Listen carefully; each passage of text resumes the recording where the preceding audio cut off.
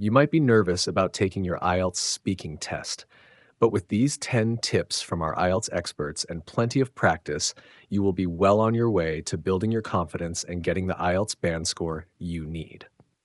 For both IELTS on paper and IELTS on computer, the face-to-face speaking test is made up of 3 parts. By understanding what happens in these 3 parts of the speaking test, you will be better prepared. Part 1. In Part 1, you will have a 4 to 5 minute conversation with an IELTS examiner about yourself.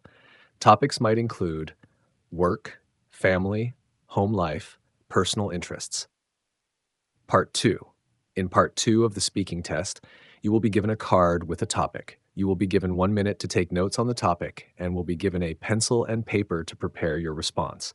You will then speak on the topic for 2 minutes. Part 3.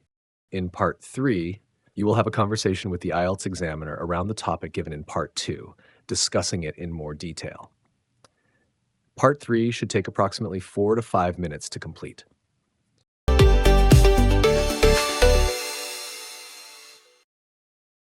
Here are 10 essential tips to help you excel in the IELTS speaking test and achieve your highest possible band score. Tip 1. Don't memorize answers. Don't memorize answers, especially in Part 1. Memorized language doesn't give the examiner an accurate measure of your English language skills. The examiner will be able to tell if you have memorized your answers, and this may influence your final band score. Tip 2. Don't use big and unfamiliar words. You may want to impress the examiner with big and complex words in your speaking test, but to be safe, avoid using words you are not familiar with. There is a higher chance of making mistakes by either mispronouncing words or using them in the wrong context. Mistakes can affect your final band score. Use a range of vocabulary that you know which is relevant to the topic being discussed. Look at the topics in Tip 10, making vocabulary lists or mind maps to help you learn more words and phrases connected to these topic areas. Tip 3. Use a range of grammatical structures. When IELTS examiners assess your speaking skills, they mark you against the following assessment criteria: fluency and coherence, lexical resource, grammatical range and accuracy, pronunciation.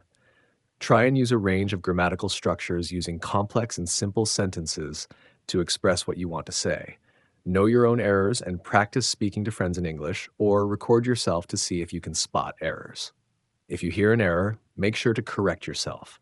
You are assessed on your ability to use different grammatical structures accurately, so it's important to practice speaking about the past, the present, and the future using correct tenses. Tip 4. Don't worry about your accent. With a face-to-face speaking test, the IELTS examiner understands a wide range of accents, so we'll be able to understand what you say, unlike an AI machine. If you can communicate well, then there's nothing to worry about. But do be aware of sounds that you have difficulty with, and make sure to use stress and intonation, as English is a stress-timed language. Practice with friends, and they will tell you if they can't understand what you are saying. Tip 5. Pause to think. There is no harm in taking a brief pause to think about what to say. We all do it to process questions. You can use phrases to give you time to think during the speaking test. Phrases such as, "That's an interesting question. I have never thought about that.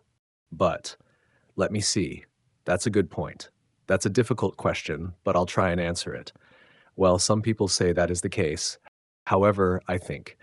Let me think about that for a minute." Tip 6. Avoid using fillers. Speak confidently and avoid using filler words. We generally use fillers when we don't know what to say. However, this shows the examiner that you can't access the appropriate language or ideas, so it's important to avoid them and to use the phrases we gave you in Tip 5. Avoid the following fillers, like, you know, ah, well, yeah. Tip 7. Extend your answers. Try and answer the examiner's questions in full. Extend your answers and don't wait for the examiner to prompt you with a question. When your answers are short, this shows the examiner that you cannot talk in detail about a topic. If the examiner says why, they are prompting you to give a reason for your answer and to extend more fully. Tip 8. Smiling helps pronunciation. Smiling can help calm your nerves, which in turn helps your pronunciation. Make sure to enunciate clearly, opening your mouth wide enough so that sounds come out clearly. When we smile, our mouth is bigger and the tone of our voice is more friendly. Using clear enunciation and tone will show the examiner that you can use a range of pronunciation features. Tip 9. Don't speak in a monotone. Sometimes when we speak, we produce a flat sound, a monotone, with little variation. This makes it more difficult to express what you say and makes it more difficult for the listener to identify what parts of your message are important. Putting emphasis on certain words and pausing at sections in your speech can make your conversation with the IELTS examiner more engaging. When we emphasize certain words, it makes it easier to compare and contrast ideas by stressing key words. It also increases the flow of conversation, so remember, don't speak in a monotone. Vary the stress and intonation to add emphasis. Use your hands to gesture and help the rhythm of the conversation. Tip 10. Practice common IELTS topics. Part 2 of the IELTS speaking test requires you to speak on a given topic for about 2 minutes. Practice common IELTS topics with friends, family, or colleagues to improve and to learn vocabulary associated with each topic.